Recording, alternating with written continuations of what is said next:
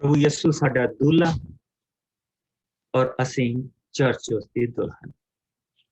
सो अफसियां दे 5वें भाग दे विच जो दूल्हे और दुल्हन दे बारे कहा गया, असीं उसनूं देखदे पए हां कि प्रभु ने प्रभु दे बारे देखते हैं, प्रभु यसू दे बारे पहला देखा कि वो किस तरह का दूल्हा है। बाप बारे देखा वो किदां दा बाप, और असीं जिहड़ियां चीज़ां देखियां सी वो ये देखियां सी कि दूल्हे दा आउणा, उसदा आउणा पहली बारी, और दुल्हन नूं उसने पसंद किया। किस तरह पसंद किया? कोई आयत हैगी जिस यसू ने कहा कि ये दुल्हन मैनू पसंद है? प्रभु दे वचन च मैं तुहानूं पहला वो आयत मेरे नाल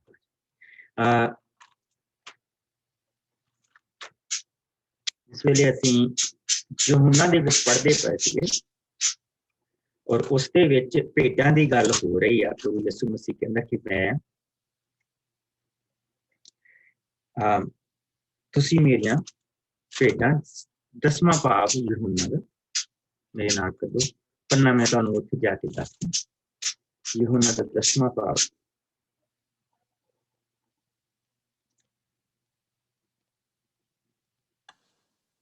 पन्ना 183 जी। हाँ जी। और इत्थे प्रभु यसू मसीह यहूदियां दे नाल गल करदे पए आ ते ਉਹ इस चीज ਨੂੰ ਮੰਨਣ ਨੂੰ ਤਿਆਰ नहीं। यसू मसीह ने पूरा ਜਿਹੜਾ 23ਵਾਂ ਜ਼ਬੂਰ ਆ ਉਹ ਇਸ ਸਾਰੇ ਹਿੱਸੇ ਦੇ ਵਿੱਚ ਉਹਨਾਂ ਨੂੰ ਖੋਲ ਕੇ ਦਿਖਾ ਕਿ ਦਾਊਦ ਦੀ ਜਿਹੜੀ ਦੁਆ ਸੀ 23ਵੇਂ ਜ਼ਬੂਰ ਦੇ ਵਿੱਚ, ਉਹ ਮੈਂ, ਉਹ ਚਰਵਾਹਾ ਮੈਂ।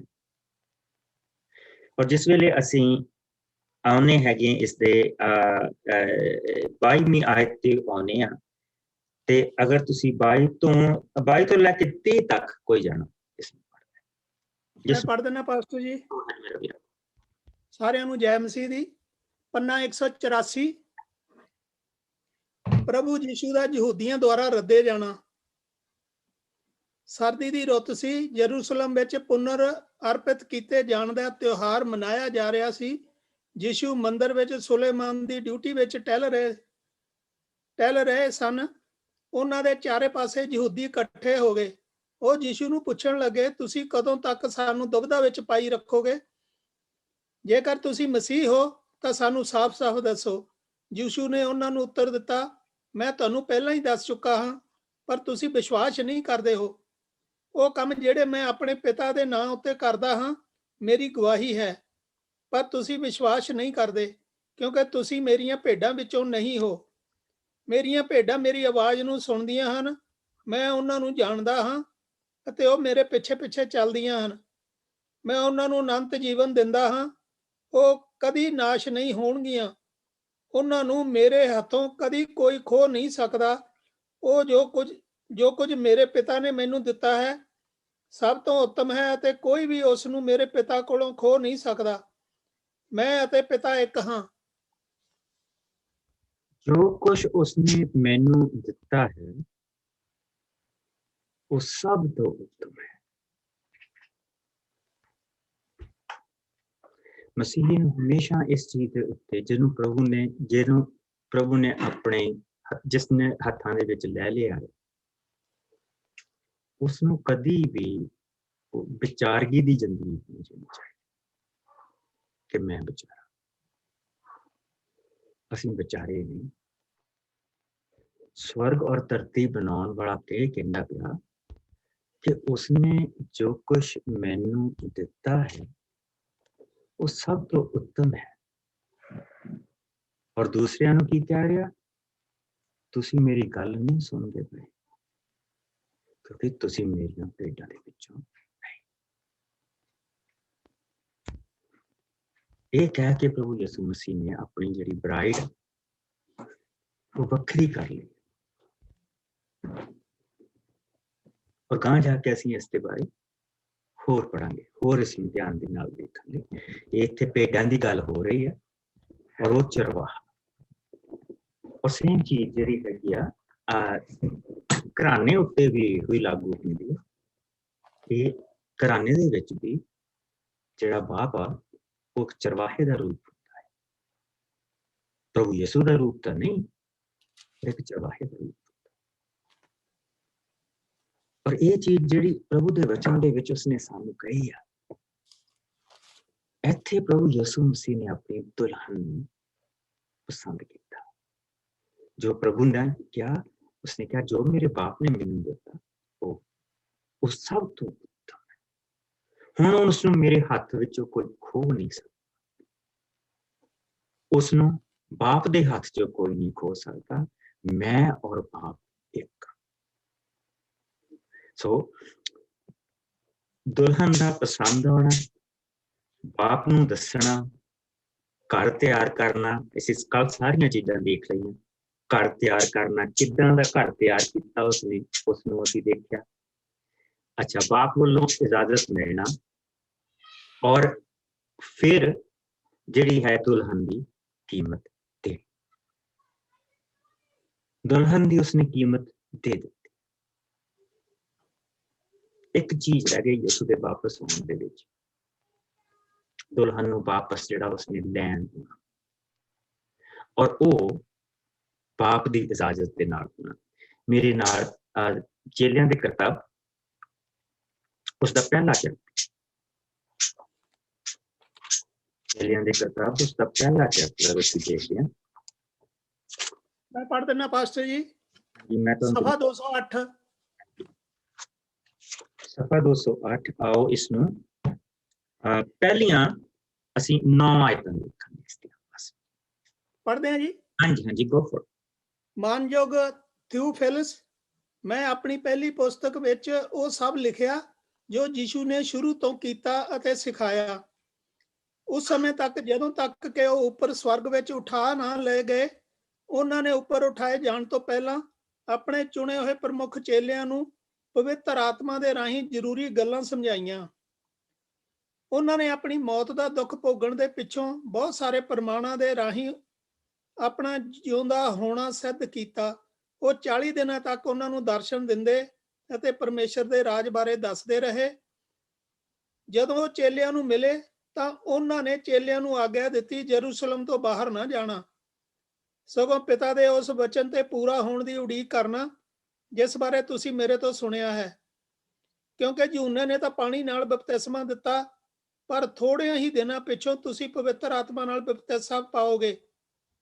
ਇੱਥੋਂ ਤੱਕ ਜੀ, 9 ਤੱਕ। ਜਦੋਂ ਉਹ ਸਾਰੇ ਇਕੱਠੇ ਹੋਏ ਤਾਂ ਚੇਲਿਆਂ ਨੇ ਯਿਸੂ ਤੋਂ ਪੁੱਛਿਆ, ਪ੍ਰਭੂ ਜੀ, ਕੀ ਤੁਸੀਂ ਇਸੇ ਵੇਲੇ ਇਸਰਾਇਲ ਕੌਮ ਦਾ ਰਾਜ ਫਿਰ ਸਥਾਪਿਤ ਕਰੋਗੇ? ਉਹਨਾਂ ਨੇ ਚੇਲਿਆਂ ਨੂੰ ਉੱਤਰ ਦਿੱਤਾ, ਇਹ ਤੁਹਾਡਾ ਕੰਮ ਨਹੀਂ ਹੈ ਕਿ ਉਹਨਾਂ ਨਿਸ਼ਚਿਤ ਸਮਿਆਂ ਤੋਂ ਅਤੇ ਵੇਲਿਆਂ ਬਾਰੇ ਜਾਣੋ ਜਿਨ੍ਹਾਂ ਨੂੰ ਪਿਤਾ ਨੇ ਆਪਣੇ ਅਧਿਕਾਰ ਵਿੱਚ ਰੱਖਿਆ ਹੈ। ਪਰ ਜਦੋਂ ਪਵਿੱਤਰ ਆਤਮਾ ਤੁਹਾਡੇ ਉੱਤੇ ਉਤਰੇਗਾ ਅਤੇ ਤੁਸੀਂ ਸ਼ਕਤੀ ਪ੍ਰਾਪਤ ਕਰੋਗੇ ਤਾਂ ਤੁਸੀਂ ਯਰੂਸ਼ਲਮ ਵਿੱਚ, ਸਾਰੇ ਯਹੂਦੀਆ ਵਿੱਚ, ਸਾਰੇ ਸਾਮਰੀਆ ਵਿੱਚ ਅਤੇ ਪ੍ਰਿਥਵੀ ਦੀਆਂ ਅੰਤਮ ਹੱਦਾਂ ਤੱਕ ਮੇਰੇ ਸਾਥੀ ਹੋਵੋਗੇ। ਇਹ ਕਹਿ ਚੁੱਕਣ ਦੇ ਪਿੱਛੋਂ ਚੇਲਿਆਂ ਦੇ ਦੇਖਦਿਆਂ ਹੀ ਦੇਖਦਿਆਂ ਉਹ ਉੱਪਰ ਉਠਾ ਲਏ ਗਏ ਅਤੇ ਬੱਦਲ ਨੇ ਉਹਨਾਂ ਨੂੰ ਚੇਲਿਆਂ ਦੀਆਂ ਅੱਖਾਂ ਤੋਂ ਚੁਕਾ ਲਿਆ। ਬੜੇ ਸੁਣੇ ਜਾਣ ਤੇ ਸ਼ੀਸ਼ ਬਰਕਤ ਮਿਲੇ। ਸੋ ਪ੍ਰਭੂ ਯਿਸੂ ਮਸੀਹ ਜਿਸਲੇ ਮੁਰਦਿਆਂ ਦੇ ਵਿੱਚੋਂ ਜੀ ਕੇ ਆਏ, ਜਿਸਲੇ ਮੌਤ ਤੇ ਫਤਿਹ ਪਾ ਕੇ ਆਏ ਆ, ਤੇ ਉਹ ਜਿਹੜੇ ਚੇਲੇ ਆ ਉਹਨਾਂ ਨੂੰ ਕਾਹਲੀ ਪਈ, ਕਹਿੰਦਾ ਹੁਣੇ ਹੀ ਉਹ ਟਾਈਮ ਆ। ਪ੍ਰਭੂ ਯਿਸੂ ਮਸੀਹ ਨੇ ਉੱਥੇ ਇੱਕ ਬੜੀ ਪਿਆਰੀ ਚੀਜ਼ ਕੀਤੀ, ਔਰ ਉਹੀ ਜਿਹੜਾ ਅਸੀਂ ਪੜ੍ਹਦੇ ਪਏ ਤੇ ਬਾਪ ਨੇ ਇਜਾਜ਼ਤ ਦੇਣੀ ਆ ਤੇ ਹਾਂ ਹੁਣ ਤੂੰ ਦੁਲਹਨ ਨੂੰ ਲਿਆ ਸਕਦਾ।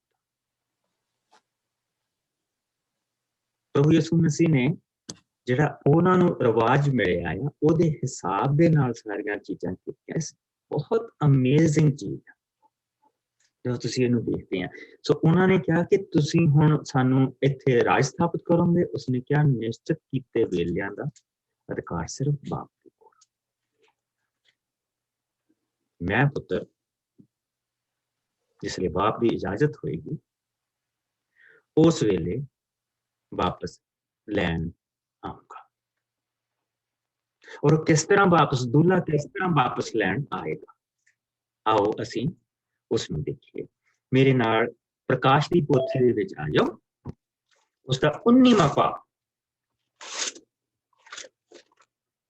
प्रकाश की पोथी का 19वां पाठ, जिसले प्रभु यसू सानू लैन आएगा। और उसकी 5 आयत तो लैके पहला असी देखांगे उसकी 10 आयत।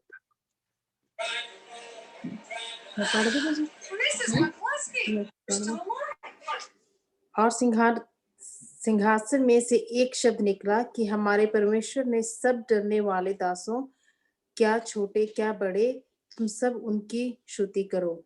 फिर मैंने बड़ी भीड़ का सा और एक बहुत जल सा शब्द और गर्जनों का सुंदरा शब्द सुना कि हालेलुया, इसलिए कि प्रभु हमारा परमेश्वर शक्तिमान राज्य करता है।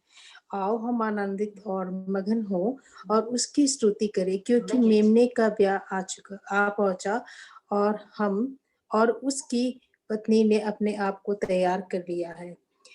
और उसकी शुद्ध और चमकदार महीन मलमल पहनने का अधिकार दिया गया, क्योंकि उसकी महीन मलमल का अर्थ पवित्र लोगों के धर्म के काम है।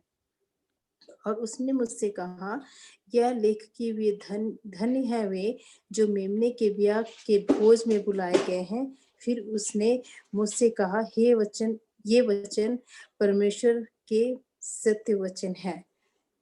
और उसको दंडवत करने उसके पापों पर गिरा और उसने मुंह से कहा, देख ऐसा मत कर, मैं तेरा और तेरे भाइयों का संगी दास हूँ, जो यीशु की गवाही देने पर स्थिर है। परमेश्वर को दंडवत कर, क्योंकि यीशु की गवाही भविष्यवाणी की आत्मा है।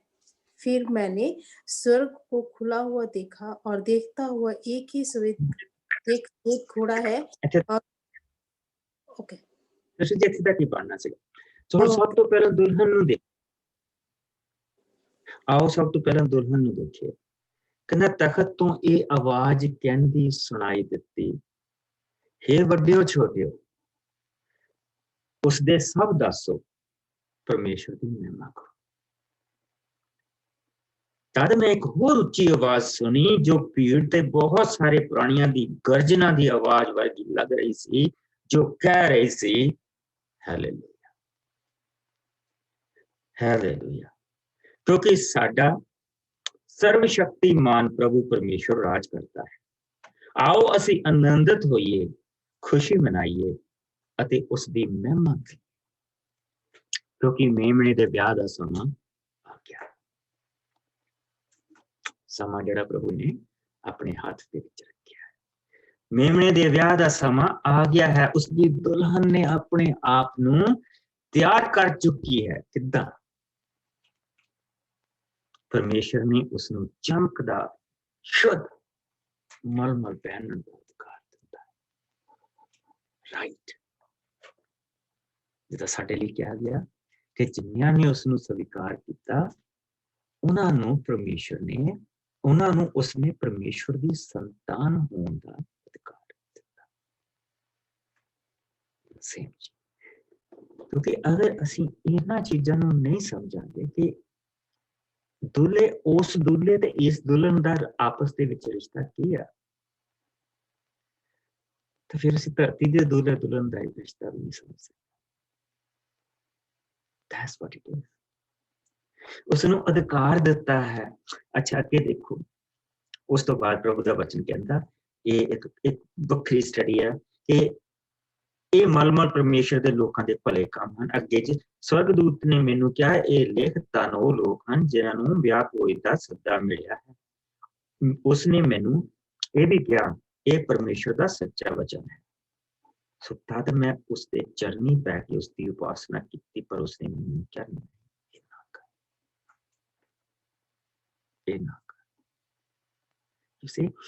बहुत सारे कहते यीशु मसीह एंजल सीगा जेड़ा बन के आया सी। एंजल कदी भी उपासना स्वीकार नहीं करते।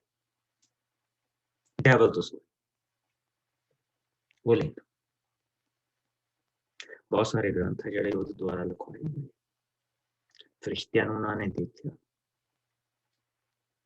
ਮੋਰਮਨਸ ਜਿਹੜੀ ਦੂਸਰੀ ਪੁਸਤਕ ਆ ਉਹਨਾਂ ਦੀ, ਜਿਹੜੀ ਉਹਨਾਂ ਨੇ ਇੱਕ ਆਪਣੀ ਬਣਾਈ ਹੋਈ ਆ, ਬੁੱਕ ਆਫ ਮੋਰਮਨ ਨੇ, ਉਹਨੇ ਉਪਾਸਨਾ ਲਈ। ਔਰ ਇਸੇ ਤਰ੍ਹਾਂ ਬਹੁਤ ਹੋਰ ਚੀਜ਼ਾਂ ਹੋਰ ਵੀ ਹੈ ਕਿ ਜਿਨ੍ਹਾਂ ਨੇ ਉਪਾਸਨਾ ਲਈ। It's always a devil, ਹਮੇਸ਼ਾ ਸ਼ੈਤਾਨ। ਪ੍ਰਭੂ ਦਾ ਫਰਿਸ਼ਤਾ ਕਦੀ ਉਪਾਸਨਾ ਸਵੀਕਾਰ ਨਹੀਂ ਕਰਦਾ। ਪਰ ਪ੍ਰਭੂ ਯਿਸੂ ਮਸੀਹ ਨੇ ਉਪਾਸਨਾ ਧਰਤੀ ਤੇ ਸਵੀਕਾਰ ਕੀਤੀ। ਉਸ ਅੰਨੇ ਨੂੰ ਜਿਸ ਨੂੰ ਅੱਖਾਂ ਦਿੱਤੀਆਂ ਉਸਨੇ ਉਪਾਸਨਾ ਕੀਤੀ, ਉਸਨੇ ਸਵੀਕਾਰ ਕੀਤੀ। ਥਾਮਸ ਨੇ ਕਿਹਾ मेरे प्रभु मेरे परमेश्वर, और उसने उपासना की थी, प्रभु ने स्वीकार की थी, प्रभु यीशु ने स्वीकार की थी। सो इन्हां चीज़ां नूं देखदियां होइयां कहंदा तद मैं उसदे चरनी बैठ के उसकी उपासना की, पर उसने मैनूं कहा नहीं ये ना कर, मैं भी तेरा अते उन्हां तेरे वर्गे भरावां दा जो यीशु दे गवाह हन भरा हां। तू केवल परमेश्वर की ही उपासना कर, ये यसू की गवाही की आत्मा ही है जो नबियां नूं प्रेरणा दिंदे। सो तानू किहड़े लोग आ जिन्हां नूं सदा मिलिया है? प्रभु दे लोग तो सारे उस दी दुल्हन। इत्थे फरिश्तियां दी गल हो रही, और टिके हुए फरिश्ते जिहड़े इत्थे इनवाइटेड ने, जिन्हां नूं बुलाया नहीं गया, क्योंकि स्वर्ग दे विच सारियां ने फरिश्तियां वर्गे होना। प्रभु यीशु मसीह ने वो भेद सानू दस दिता। जे प्रभु यीशु मसीह ने पूछा गया सी कि एक आदमी दे पहला ब्याह होया, वो तो संतान पैदा नहीं हुई, फिर उसके छोटे भरा नूं ओहदे लई संतान पैदा करनी पैनी सी, वो भी मर गया, ते वो भी संतान नहीं पैदा कर सकिया, तीजा भी मर गया, चौथा भी मर गया, पंजवां भी मर गया। हुण जिहड़े स्वर्ग दे विच उठाए जाणगे तां ओह किहदी पत्नी? उसने कहा स्वर्ग च ना कोई पति है ना कोई पत्नी, विश्वासियों दे विच ना कोई पति है ना पत्नी, सब स्वर्गदूतां वर्गे लोग। लेकिन चर्च जिहड़ी है वो दुल्हन है, जिहड़े उत्थे जिन्हां नूं बुलाया नहीं गया वो शैतान दे नाल टिके हुए उसके फरिश्ते। जिन्हां नूं बुलाया गया वो लोग आ जिहड़े साडी संभाल करदे पए धरती ते, ਉਹਦੇ ਕੱਲੇ ਹੋਏ ਦੂਤ। ਸਾਨੂੰ ਕੋਈ ਪਤਾ ਨਹੀਂ ਹੁੰਦਾ ਕਿਸੇ ਬੰਦੇ ਦੇ ਰਾਹੀਂ ਕਿ ਇਹ ਕੌਣ। ਉਹਦੇ ਦੂਤ ਜਿਸ ਵੇਲੇ ਵੀ ਪ੍ਰਗਟ ਹੋਇਆ ਦੋ ਥਾਵਾਂ ਤੋਂ ਇਲਾਵਾ ਬਿਲਕੁਲ ਇਦਾਂ ਦੇ ਲੱਗਦੇ ਜਿੱਦਾਂ ਦੇ ਆਮ ਲੋਕ। ਸੋ ਆਓ ਹੁਣ ਅਸੀਂ ਦੂਲੇ ਨੂੰ ਆਉਂਦਾ ਦੇਖਦੇ ਪਏ, ਦੂਲੇ ਨੂੰ ਆਉਂਦਾ ਦੇਖਦੇ ਪਏ, ਇੱਕ ਚਿੱਟੇ ਘੋੜੇ ਤੇ ਉਹ ਆ ਰਿਹਾ। ਸੋ ਆਓ ਇਸ ਨੂੰ ਅਸੀਂ 11 ਤੋਂ ਲੈ ਕੇ ਅਸੀਂ 16 ਆਇਤ ਤੱਕ ਪੜ੍ਹਾਂਗੇ।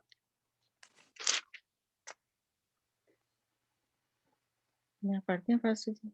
ਹਾਂਜੀ ਕੋਈ ਇਸ ਦੇ ਪਿੱਛੋਂ ਮੈਂ ਸਵਰਗ ਨੂੰ ਖੁੱਲਿਆ ਅਤੇ ਉੱਥੇ ਇੱਕ ਚਿੱਟੇ ਘੋੜੇ ਨੂੰ ਉਸ ਦੇ ਸਵਾਰ ਸਮੇਤ ਉਸ ਤੇ ਬੈਠੇ ਦੇਖਿਆ। ਉਸ ਸਵਾਰ ਦਾ ਨਾਂ ਵਿਸ਼ਵਾਸਯੋਗ ਅਤੇ ਸੱਚਾ ਸੀ, ਕਿਉਂਕਿ ਉਸ ਦਾ ਨਿਆਂ ਅਤੇ ਜੰਗ ਲੜਨਾ ਸੱਚਾਈ ਤੇ ਆਧਾਰਿਤ ਸੀ।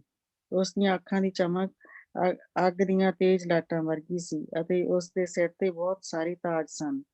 ਉਸ ਉੱਤੇ ਇੱਕ ਨਾਂ ਵੀ ਲਿਖਿਆ ਹੋਇਆ ਸੀ ਜਿਸ ਨੂੰ ਉਸ ਤੋਂ ਬਿਨਾਂ ਹੋਰ ਕੋਈ ਨਹੀਂ ਜਾਣਦਾ ਸੀ। ਉਸਨੇ ਲਹੂ ਦੇ ਵਿੱਚ ਭਿੱਜੇ ਹੋਏ ਕੱਪੜੇ ਪਾਏ ਹੋਏ ਸਨ ਅਤੇ ਉਸ ਦਾ ਨਾਂ ਪਰਮੇਸ਼ਰ ਦਾ ਸ਼ਬਦ ਸੀ।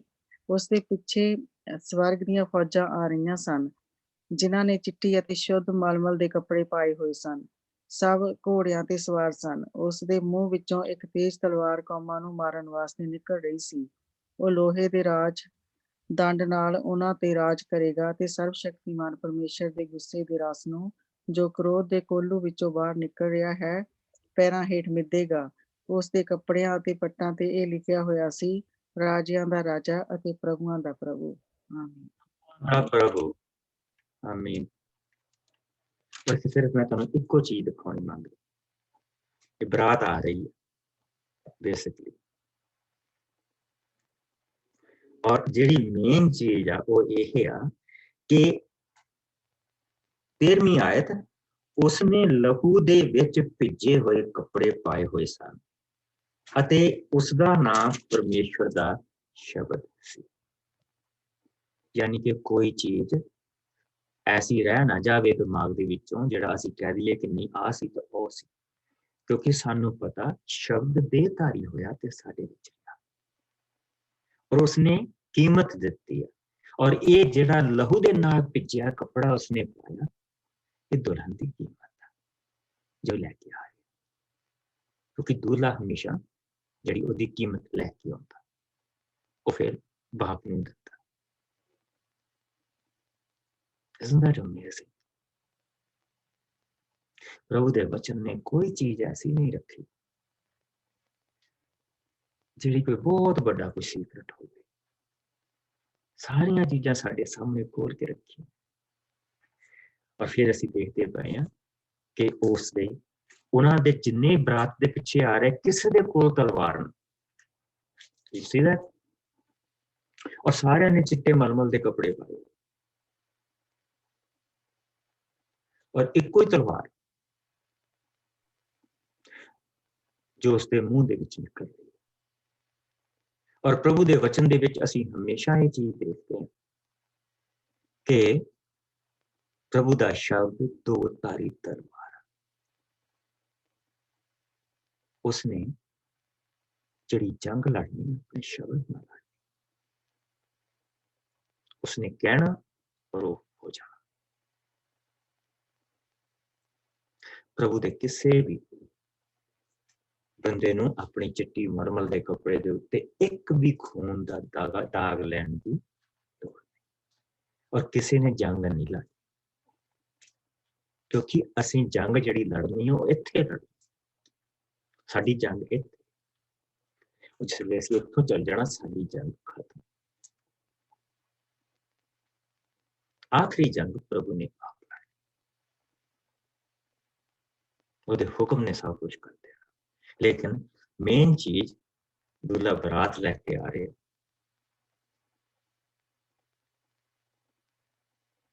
और कोई उसको रोक नहीं सकता,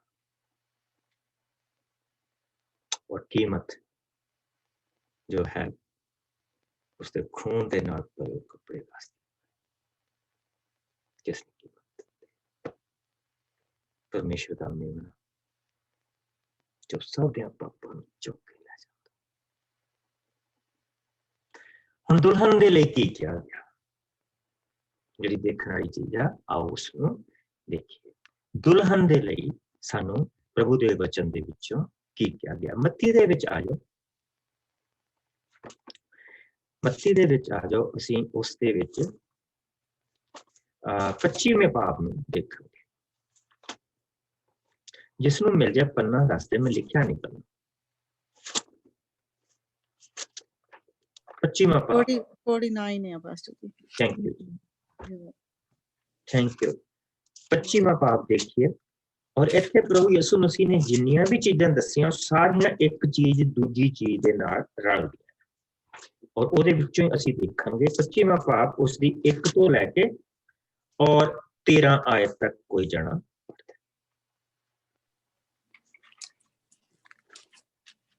ਮੈਂ ਪੜ੍ਹਦੀ ਹਾਂ ਪਾਸਟਰ ਜੀ। ਦੁਲਹਨ ਨੇ ਆਪਣੇ ਆਪ ਨੂੰ, ਹਾਂਜੀ ਗੋ ਅਹੈਡ, ਦੁਲਹਨ ਨੇ ਆਪਣੇ ਆਪ ਨੂੰ ਕਿੱਦਾਂ ਤਿਆਰ ਕਰਨਾ, ਗੋ ਅਹੈਡ। 10 ਕੁਆਰੀਆਂ ਦੀ ਰੂਪ ਕਥਾ। ਉਸ ਦਿਨ ਸਵਰਗ ਦਾ ਰਾਜ ਉਹਨਾਂ 10 ਕੁਆਰੀਆਂ ਵਰਗਾ ਹੋਵੇਗਾ ਜੋ ਆਪਣੇ ਦੀਵੇ ਲੈ ਕੇ ਲਾੜੇ ਦੇ ਸਵਾਗਤ ਲਈ ਨਿਕਲੀਆਂ। ਉਹਨਾਂ ਵਿੱਚੋਂ 5 ਮੂਰਖ ਸਨ ਅਤੇ 5 ਦੂਜੀਆਂ 5 ਬੁੱਧੀਮਾਨ। 5 ਮੂਰਖਾਂ ਨੇ ਆਪਣੇ ਦੀਵੇ ਤਾਂ ਨਾਲ ਲੈ ਲਏ, ਪਰ ਫਾਲਤੂ ਤੇਲ ਨਾ ਲਿਆ। ਪਰ ਬੁੱਧੀਮਾਨਾਂ ਨੇ ਆਪਣੀਆਂ ਤੇਲ ਵਾਲੀਆਂ ਕੁੱਪੀਆਂ ਵਿੱਚ ਫਾਲਤੂ ਤੇਲ ਵੀ ਆਪਣੇ ਦੀਵਿਆਂ ਨਾਲ ਲੈ ਲਿਆ। ਲਾੜੇ ਨੇ ਆਉਣ ਵਿੱਚ ਦੇਰ ਕਰ ਦਿੱਤੀ, ਇਸ ਲਈ ਉਹ ਸਾਰੀਆਂ ਨੀਂਦ ਨਾਲ ਊਂਘਣ ਲੱਗ ਪਈਆਂ ਅਤੇ ਅੰਤ ਵਿੱਚ ਸੌਂ ਗਈਆਂ। ਅੱਧੀ ਰਾਤ ਦੇ ਵੇਲੇ ਸ਼ੋਰ ਮਚ ਗਿਆ ਕਿ ਲਾੜਾ ਆ ਗਿਆ ਹੈ, ਉਸ ਦੇ ਸਵਾਗਤ ਲਈ ਬਾਹਰ ਆਵੋ। ਇਹ ਸੁਣ ਕੇ ਉਹ 10 ਕੁਆਰੀਆਂ ਉੱਠੀਆਂ ਤੇ ਆਪਣੇ ਦੀਵੇ ਤਿਆਰ ਕਰਨ ਲੱਗੀਆਂ। ਉਸ ਵੇਲੇ ਮੂਰਖਾਂ ਨੇ ਬੁੱਧੀਮਾਨਾਂ ਨੂੰ ਕਿਹਾ, ਸਾਨੂੰ ਆਪਣੇ ਤੇਲ ਵਿੱਚੋਂ ਤੇਲ ਦੇਵੋ, ਕਿਉਂਕਿ ਸਾਡੇ ਦੀਵੇ ਬੁਝ ਰਹੇ ਹਨ। ਪਰ ਬੁੱਧੀਮਾਨਾਂ ਨੇ ਉਹਨਾਂ ਨੂੰ ਉੱਤਰ ਦਿੱਤਾ, ਹੋ ਸਕਦਾ ਹੈ ਕਿ ਇਹ ਸਾਡੇ ਅਤੇ ਤੁਹਾਡੇ ਦੋਹਾਂ ਲਈ ਕਾਫੀ ਨਾ ਹੋਵੇ, ਇਸ ਲਈ ਚੰਗਾ ਇਹ ਹੈ ਕਿ ਤੁਸੀਂ ਵੇਚਣ ਵਾਲਿਆਂ ਕੋਲ ਜਾ ਕੇ ਆਪਣੇ ਲਈ ਮੁੱਲ ਲੈ ਲਵੋ। ਪਰ ਜਦੋਂ ਅਜੇ ਉਹ 5 ਮੂਰਖਾਂ ਮੁੱਲ ਲੈਣ ਲਈ ਜਾ ਰਹੀਆਂ ਸਨ ਤਾਂ ਲਾੜਾ ਆ ਗਿਆ। ਇਸ ਲਈ ਜੋ ਤਿਆਰ ਸਨ ਲਾੜੇ ਦੇ ਨਾਲ ਵਿਆਹ ਭੋਜ ਦੇ ਲਈ ਅੰਦਰ ਚਲੀਆਂ ਗਈਆਂ ਅਤੇ ਦਰਵਾਜ਼ਾ ਬੰਦ ਹੋ ਗਿਆ। ਇੱਥੇ ਤੱਕ ਪੜ੍ਹਨਾ ਪਾਸਟਰ ਜੀ, ਕੋਈ ਹੋਰ ਪੜ੍ਹਨਾ? ਪੜੋ, ਅੱਗੇ ਵੀ ਪੜੋ। ਓਕੇ, ਅਸੀਂ 13 ਤੱਕ ਪੜ੍ਹ। ਓਕੇ, ਪਿੱਛੋਂ ਬਾਕੀ ਦੀਆਂ ਕੁਆਰੀਆਂ ਵੀ ਆਈਆਂ ਅਤੇ ਕਹਿਣ ਲੱਗੀਆਂ, ਸ਼੍ਰੀਮਾਨ ਜੀ ਸਾਡੇ ਲਈ ਦਰਵਾਜ਼ਾ ਖੋਲੋ। ਪਰ ਅੰਦਰੋਂ ਲਾੜੇ ਨੇ ਉੱਤਰ ਦਿੱਤਾ, ਮੈਂ ਤੁਹਾਨੂੰ ਸੱਚ ਕਹਿ ਰਿਹਾ ਹਾਂ ਕਿ ਮੈਂ ਤੁਹਾਨੂੰ ਨਹੀਂ ਜਾਣਦਾ ਹਾਂ। ਯਿਸੂ ਨੇ ਅੰਤ ਵਿੱਚ ਕਿਹਾ, ਚੌਕਸ ਰਹੋ, ਕਿਉਂਕਿ ਤੁਸੀਂ ਉਸ ਘੜੀ ਨੂੰ ਅਤੇ ਦਿਨ ਨੂੰ ਨਹੀਂ ਜਾਣਦੇ ਹੋ। ਆਮੀਨ। ਜਿੱਦਣ ਬਾਪ ਨੇ ਇਜਾਜ਼ਤ ਦੇ ਦੇਣੀ। ਇਹ ਦਾਸੀਆਂ ਦਾਸੀ ਜਿਹਨਾਂ ਦੀ ਗੱਲ ਹੋ ਰਹੀ ਆ, ਉਹਨਾਂ ਦੇ ਬਾਰੇ ਕਿਹਾ ਜਾ ਰਿਹਾ ਜੋ ਪ੍ਰਭੂ ਨੇ ਅੱਗੇ ਜਾ ਕੇ ਸਾਨੂੰ ਦੱਸਣਾ। ਔਰ ਇੱਥੇ ਅਸੀਂ ਇਹ ਦੇਖਦੇ ਪਏ ਹਾਂ ਕਿ ਬਾਪ ਦੀ ਇਜਾਜ਼ਤ ਹੋਈ ਆ, ਔਰ ਬਾਪ ਦੀ ਇਜਾਜ਼ਤ ਹੋਈ ਆ, ਔਰ ਉਸਨੇ ਕਿਹਾ ਹੈਗਾ ਕਿ ਦਰਵਾਜ਼ਾ ਜਿਹੜਾ ਹੈਗਾ ਉਹ ਖੁੱਲ ਗਿਆ। ਅਸੀਂ ਪਿੱਛੇ ਬਰਾਤ ਆਉਂਦੀ ਦੇਖੀ ਸੀ ਲਾੜੇ ਦੀ, ਰਾਈਟ। ਸੋ ਇੱਥੇ ਉਹ ਧਰਤੀ ਦੇ ਵਿੱਚ ਆ ਗਈ ਆ, ਔਰ ਉੱਥੇ ਪ੍ਰਭੂ ਨੇ ਉਹਨਾਂ ਨੂੰ ਜਿਹੜੀ ਚੀਜ਼ ਕਹੀ ਹੋਆ ਕਿ ਕੌਣ ਤਿਆਰ ਆ, ਕਿਹੜਾ ਤਿਆਰ ਆ, ਕਿਹੜਾ ਨਹੀਂ ਤਿਆਰ। ਸੋ ਅਸੀਂ ਇਸ ਮੱਤੀ ਦੇ 25ਵੇਂ ਭਾਗ 'ਚ ਜਿਹੜੀ ਚੀਜ਼ ਦੇਖਦੇ ਪਏ ਹਾਂ 1 ਤੋਂ ਲੈ ਕੇ 11 ਤੱਕ, ਇਸ ਨੂੰ ਅਗਲੇ ਹਿੱਸੇ ਖੋਲਣਗੇ, ਇਸ ਲਈ ਮੈਂ ਇੱਥੇ ਬਹੁਤਾ ਇਸ ਨੂੰ ਨਹੀਂ ਖੋਲੂੰਗਾ। ਸੋ ਬੁੱਧੀਮਾਨ ਕੌਣ ਆ ਤੇ ਮੂਰਖ, ਬੁੱਧੀਮਾਨ ਕੌਣ ਆ ਤੇ ਮੂਰਖ ਕੌਣ, ਇਹ ਅਸੀਂ ਦੇਖਣਾ। ਪ੍ਰਭੂ ਨੇ ਕਿਹਾ ਇੱਥੇ 5 ਤੇ 5 10 ਨੂੰ ਦੱਸਿਆ ਗਿਆ ਕਿ 5 ਜਿਹੜੀਆਂ ਸੀ ਉਹ ਮੂਰਖ ਸੀ, ਲੇਕਿਨ 5 ਜਿਹੜੀਆਂ ਸੀ ਉਹ ਬੁੱਧੀਮਾਨ ਸੀ। ਜਿਹੜਾ ਤੇਲ ਉਹਨਾਂ ਦੇ ਕੋਲ ਹੈਗਾ ਆ, ਉਹ ਪਵਿੱਤਰ ਆਤਮਾ ਦਾ ਤੇਲ ਉਹਨਾਂ ਨੂੰ ਮਿਲਿਆ ਹੈ ਪਹਿਲੇ, ਉਹ ਆਪਾਂ ਨੂੰ ਸਾਰੇ ਮਸੀਹੀਆਂ ਨੂੰ, ਲੇਕਿਨ ਪਵਿੱਤਰ ਆਤਮਾ ਦੇ ਨਾਲ ਸਾਨੂੰ ਗਿਫਟ ਮਿਲੇ। ਉਹ ਜਿਹੜਾ ਗਿਫਟ ਆ, ਹੁਣ ਆਓ ਉਹਨਾਂ ਗਿਫਟਾਂ ਨੂੰ ਕੀ ਪ੍ਰਭੂ ਉਹਨਾਂ ਬਾਰੇ ਕੀ। ਸੋ ਅਸੀਂ ਹੁਣ 14 ਆਇਤ ਤੋਂ ਲੈ ਕੇ ਅਸੀਂ 30 ਆਇਤ ਤੱਕ ਦੇਖਾਂ, ਜਿਸ ਨੂੰ ਮਿਲ ਜਾਏ ਪਾ।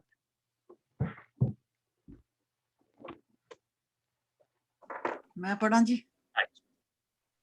ਇਹ ਗੱਲ ਅਸਲ ਵਿੱਚ ਇੱਕ ਆਦਮੀ ਦੇ ਵਰਗੀ ਹੈ, ਜਿਸ ਨੇ ਪਰਦੇਸ ਜਾਣ ਲੱਗਿਆਂ ਆਪਣੇ ਨੌਕਰਾਂ ਨੂੰ ਸੱਦ ਕੇ ਉਹਨਾਂ ਨੂੰ ਆਪਣੇ ਧਨ ਮਾਲ ਦੀ ਜ਼ਿੰਮੇਵਾਰੀ ਸੌਂਪੀ।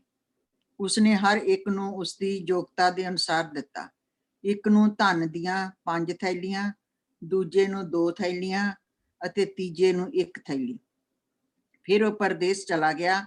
ਪਿੱਛੋਂ ਨੌਕਰ, ਜਿਸ ਨੂੰ ਧਨ ਦੀਆਂ 5 ਥੈਲੀਆਂ ਮਿਲੀਆਂ ਸਨ, ਉਸਨੇ ਉਹਨਾਂ ਨਾਲ ਵਪਾਰ ਕੀਤਾ ਅਤੇ 5 ਹੋਰ ਕਮਾ ਲਈਆਂ। ਇਸੇ ਤਰ੍ਹਾਂ ਜਿਸ ਨੂੰ 2 ਮਿਲੀਆਂ ਸਨ, ਉਸਨੇ 2 ਹੋਰ ਕਮਾ ਲਈਆਂ। ਪਰ ਜਿਸ ਨੂੰ ਧਨ ਦੀ 1 ਹੀ ਥੈਲੀ ਮਿਲੀ ਸੀ, ਉਹ ਗਿਆ ਅਤੇ ਉਸਨੇ ਧਰਤੀ ਵਿੱਚ ਟੋਆ ਪੁੱਟ ਕੇ ਆਪਣੇ ਮਾਲਕ ਦਾ ਧਨ ਉਸ ਵਿੱਚ ਦੱਬ ਦਿੱਤਾ। ਕਾਫੀ ਸਮੇਂ ਦੇ ਪਿੱਛੇ ਉਹਨਾਂ ਨੌਕਰਾਂ ਦਾ ਮਾਲਕ ਵਾਪਸ ਆਇਆ ਅਤੇ ਉਹਨਾਂ ਤੋਂ ਹਿਸਾਬ ਕਿਤਾਬ ਮੰਗਿਆ। ਉਹ ਨੌਕਰ, ਜਿਸ ਨੂੰ ਧਨ ਦੀਆਂ 5 ਥੈਲੀਆਂ ਮਿਲੀਆਂ ਸਨ, ਉਸਨੇ ਆ ਕੇ 5 ਹੋਰ ਥੈਲੀਆਂ ਮਾਲਕ ਨੂੰ ਦਿੱਤੀਆਂ। ਉਸਨੇ ਕਿਹਾ, ਮਾਲਕ, ਤੁਸੀਂ ਤਾਂ ਮੈਨੂੰ 5 ਥੈਲੀਆਂ ਦਿੱਤੀਆਂ ਸਨ, ਪਰ ਦੇਖੋ ਮੈਂ ਇਹਨਾਂ ਨਾਲ 5 ਹੋਰ ਕਮਾ ਲਈਆਂ ਹਨ। ਮਾਲਕ ਨੇ ਉਸਨੂੰ ਕਿਹਾ, ਸ਼ਾਬਾਸ਼, ਚੰਗੇ ਅਤੇ ਇਮਾਨਦਾਰ ਨੌਕਰ ਨੂੰ, ਇੱਕ ਛੋਟੇ ਜਿਹੇ ਕੰਮ ਨੂੰ ਕਰਨ ਵਿੱਚ ਇਮਾਨਦਾਰ ਨਿਕਲਿਆ ਹੈ। ਮੈਂ ਤੈਨੂੰ ਬਹੁਤ ਵੱਡੇ ਕੰਮ ਦਾ ਅਧਿਕਾਰੀ ਬਣਾਵਾਂਗਾ। ਆ ਅਤੇ ਆਪਣੇ ਮਾਲਕ ਦੀ ਖੁਸ਼ੀ ਵਿੱਚ ਸ਼ਾਮਲ ਹੋ। ਫਿਰ ਉਹ ਨੌਕਰ, ਜਿਸ ਨੂੰ ਧਨ ਦੀਆਂ 2 ਥੈਲੀਆਂ ਮਿਲੀਆਂ ਸਨ, ਆਇਆ ਅਤੇ ਬੋਲਿਆ, ਮਾਲਕ, ਤੁਸੀਂ ਤਾਂ ਮੈਨੂੰ 2 ਥੈਲੀਆਂ ਦਿੱਤੀਆਂ ਸਨ, ਪਰ ਦੇਖੋ ਮੈਂ 2 ਹੋਰ ਕਮਾਈਆਂ ਹਨ। ਮਾਲਕ ਨੇ ਉਸ ਨੌਕਰ ਨੂੰ ਵੀ ਕਿਹਾ, ਸ਼ਾਬਾਸ਼, ਚੰਗੇ ਅਤੇ ਇਮਾਨਦਾਰ ਨੌਕਰ ਨੂੰ, ਇੱਕ ਛੋਟੇ ਜਿਹੇ ਕੰਮ ਨੂੰ ਕਰਨ ਵਿੱਚ ਈਮਾਨਦਾਰ ਨਿਕਲਿਆ। ਮੈਂ ਤੈਨੂੰ ਬਹੁਤ ਵੱਡੇ ਕੰਮ ਦਾ ਅਧਿਕਾਰੀ ਬਣਾਵਾਂਗਾ। ਆ ਅਤੇ ਆਪਣੇ ਮਾਲਕ ਦੀ ਖੁਸ਼ੀ ਵਿੱਚ ਸ਼ਾਮਲ ਹੋ। ਅੰਤ ਵਿੱਚ ਉਹ ਨੌਕਰ ਆਇਆ ਜਿਸ ਨੂੰ ਧਨ ਦੀ ਇੱਕ ਥੈਲੀ ਮਿਲੀ ਸੀ। ਉਹ ਬੋਲਿਆ, ਮਾਲਕ, ਮੈਂ ਜਾਣਦਾ ਹਾਂ ਕਿ ਤੁਸੀਂ ਕਠੋਰ ਚਿੱਤ ਹੋ। ਤੁਸੀਂ ਉੱਥੋਂ ਵੱਢਦੇ ਹੋ ਜਿੱਥੇ ਤੁਸੀਂ ਨਹੀਂ ਬੀਜਿਆ ਹੈ। ਤੁਸੀਂ ਉੱਥੋਂ ਇਕੱਠਾ ਕਰਦੇ ਹੋ ਜਿੱਥੇ ਤੁਸੀਂ ਛੱਟਾ ਨਹੀਂ ਦਿੱਤਾ ਹੈ। ਇਸ ਲਈ ਮੈਂ ਡਰਿਆ ਅਤੇ ਜਾ ਕੇ ਤੁਹਾਡਾ ਧਨ ਧਰਤੀ ਵਿੱਚ ਲੁਕਾ ਦਿੱਤਾ। ਸੋ ਇਹ ਜੋ ਤੁਹਾਡਾ ਧਨ ਸੀ ਵਾਪਸ ਲੈ ਲਵੋ। ਮਾਲਕ ਨੇ ਉਸਨੂੰ ਉੱਤਰ ਦਿੱਤਾ, ਹੇ ਭੈੜੇ ਅਤੇ ਸੁਸਤ ਨੌਕਰ, ਤੂੰ ਇਹ ਜਾਣਦਾ ਸਾਂ ਕਿ ਮੈਂ ਉੱਥੋਂ ਵੱਢਦਾ ਹਾਂ ਜਿੱਥੇ ਮੈਂ ਨਹੀਂ ਬੀਜਿਆ ਅਤੇ ਉੱਥੋਂ ਫਸਲ ਇਕੱਠੀ ਕਰਦਾ ਹਾਂ ਜਿੱਥੇ ਮੈਂ ਛੱਟਾ ਨਹੀਂ ਦਿੱਤਾ ਹੈ। ਇਸ ਲਈ ਤੈਨੂੰ ਚਾਹੀਦਾ ਸੀ ਕਿ ਮੇਰਾ ਧਨ ਤੂੰ ਬੈਂਕ ਵਿੱਚ ਰੱਖਦਾ, ਮੈਂ ਉੱਥੋਂ ਇਸ ਨੂੰ ਵਿਆਜ ਸਮੇਤ ਵਾਪਸ ਲੈਂਦਾ। ਇਸ ਕੋਲੋਂ ਧਨ ਦੀ ਥੈਲੀ ਲੈ ਲਵੋ ਅਤੇ ਜਿਸ ਕੋਲ 10 ਹਨ ਉਸਨੂੰ ਦੇ ਦਿਓ। ਜਿਸ ਦੇ ਕੋਲ ਹੈ ਉਸਨੂੰ ਹੋਰ ਦਿੱਤਾ ਜਾਵੇਗਾ ਕਿ ਉਸ ਕੋਲ ਬਹੁਤ ਹੋ ਜਾਵੇ, ਪਰ ਜਿਸ ਕੋਲ ਨਹੀਂ ਹੈ ਉਸ ਕੋਲੋਂ ਉਹ ਥੋੜਾ ਵੀ ਲੈ ਲਿਆ ਜਾਵੇਗਾ। ਸੋ ਜੋ ਉਸ ਕੋਲ ਹੈ, ਹਾਂ, ਇਸ ਨਿਕੰਮੇ ਨੌਕਰ ਨੂੰ ਬਾਹਰ ਹਨੇਰੇ ਵਿੱਚ ਸੁੱਟ ਦਿਓ ਜਿੱਥੇ ਰੋਣਾ ਅਤੇ ਦੰਦਾਂ ਦਾ ਪੀਣਾ ਹੋਵੇਗਾ। ਆਮੀਨ। ਤੁਸੀਂ ਜਿਹੜੀਆਂ ਥੈਲੀਆਂ ਦੀ ਗੱਲ ਪ੍ਰਭੂ ਕਰਦੇ ਪਏ ਆ, ਉਹ ਥੈਲੀਆਂ ਆ ਜਿਹੜਾ ਪ੍ਰਭੂ ਨੇ ਸਾਨੂੰ ਗਿਫਟ ਦਿੱਤੇ। ਔਰ ਜਿਹੜਾ ਤੇਲ ਉਹਨਾਂ 5 ਕੁਆਰੀਆਂ ਨੇ ਜਿਹੜਾ ਤੇਲ ਵਾਧੂ ਇਕੱਠਾ ਕੀਤਾ ਆ, ਉਹ 5 ਥੈਲੀਆਂ ਤੋਂ ਜਿੰਨੀਆਂ ਉਹਨਾਂ ਨੂੰ ਥੈਲੀਆਂ ਮਿਲੀਆਂ ਉਹਦੇ ਤੋਂ ਉਹਨਾਂ ਨੇ ਉਸ ਨੂੰ ਵਧਾਇਆ। ਮਾਲਕ, ਤੂੰ ਮੈਨੂੰ ਤੂੰ 5 ਤੋੜੇ ਦਿੱਤੇ, ਮੈਂ 5 ਹੋਰ ਕਮਾਏ। ਤੂੰ ਮੈਨੂੰ 2 ਦਿੱਤੇ, ਮੈਂ 2 ਹੋਰ ਕਮਾਏ। ਤੂੰ ਮੈਨੂੰ 1 ਦਿੱਤਾ, ਮੈਂ ਜਾ ਕੇ ਦੱਬ ਦਿੱਤਾ। ਕਹਿੰਦਾ ਇਸ ਨੂੰ ਬੈਂਕ ਵਿੱਚ ਰੱਖ ਲੈ। ਜੇ ਤੂੰ ਦੇਖਦਾ ਪਿਆ ਤੇ ਤੂੰ ਨਹੀਂ ਕਰ ਸਕਦਾ, ਤੂੰ ਕਿਸੇ ਦੇ ਨਾਲ ਰਲ ਕੇ ਕਰ ਲੈ। ਕਿਸੇ ਉਸ ਭਰਾ ਦੇ ਨਾਲ ਰਲ ਜਾ ਜਿਹੜਾ ਆਪਣਾ ਕਰ ਦਿੰਦੇ, ਕੁਛ ਤਾਂ ਤੈਨੂੰ ਮਿਲਦਾ। ਮੈਂ ਜਦੋਂ ਜਿੰਨਾ ਤੈਨੂੰ ਤੇਲ ਦਿੱਤਾ ਤੂੰ ਮੈਨੂੰ ਵਾਪਸ ਲਿਆ ਕੇ ਦੇ ਰਹੀ, ਤੂੰ ਉਹਦੇ ਨਾਲ ਕੁਛ ਵੀ ਨਹੀਂ ਕੀਤਾ। ਔਰ ਤੇਲ ਹਮੇਸ਼ਾ ਰੋਸ਼ਨੀ ਦੀ ਨਿਸ਼ਾਨੀ ਹੁੰਦੀ, ਚਾਨਣ ਦੀ ਨਿਸ਼ਾਨੀ। ਉਸਨੇ ਜੋ ਚਾਨਣ ਉਸਨੂੰ ਮਿਲਿਆ ਸੀ ਜਾ ਕੇ ਦੱਬ ਦਿੱਤਾ।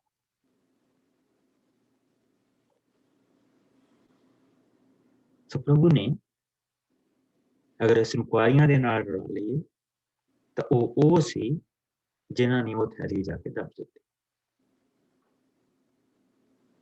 ਅਗਰ ਅਸੀਂ ਉਹਨਾਂ ਸਮਝਦਾਰਾਂ ਨੂੰ ਦੇਖਦੇ ਪਏ ਹਾਂ, ਉਹ ਸੀ ਜਿਨ੍ਹਾਂ ਨੇ ਉਹਨਾਂ ਜੋ ਗਿਫਟ ਪ੍ਰਭੂ ਨੇ ਦਿੱਤੇ ਸੀ ਉਹਨਾਂ ਦੇ ਨਾਲ ਉਹਨਾਂ ਨੇ ਕੰਮ ਕੀਤਾ ਪ੍ਰਭੂ ਦੇ ਲਈ।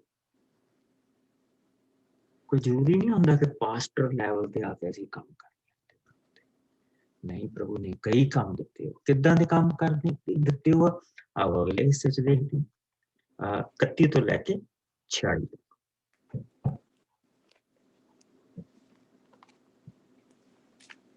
ਜਿਸ ਨੂੰ ਮਿਲ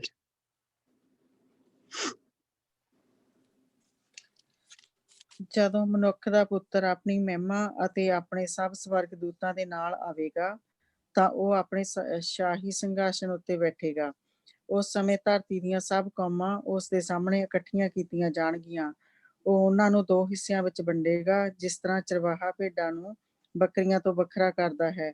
ਉਹ ਭੇਡਾਂ ਨੂੰ ਆਪਣੇ ਸੱਜੇ ਪਾਸੇ ਅਤੇ ਬੱਕਰੀਆਂ ਨੂੰ ਖੱਬੇ ਪਾਸੇ ਖੜਾ ਕਰੇਗਾ। ਫਿਰ ਰਾਜਾ ਆਪਣੇ ਸੱਜੇ ਪਾਸੇ ਵਾਲਿਆਂ ਨੂੰ ਕਹੇਗਾ, ਮੇਰੇ ਪਿਤਾ ਦੇ ਧਨ ਲੋਕੋ, ਆਓ ਅਤੇ ਉਸ ਰਾਜ ਨੂੰ ਲਵੋ ਜੋ ਤੁਹਾਡੇ ਲਈ ਇਸ ਸੰਸਾਰ ਦੇ ਸ਼ੁਰੂ ਤੋਂ ਹੀ ਤਿਆਰ ਕੀਤਾ ਗਿਆ ਹੈ। ਮੈਂ ਭੁੱਖਾ ਸਾਂ, ਤੁਸੀਂ ਭੋਜਨ ਦਿੱਤਾ। ਮੈਂ ਤਿਹਾਇਆ ਸਾਂ, ਤੁਸੀਂ ਮੈਨੂੰ ਪਾਣੀ ਪਿਲਾਇਆ।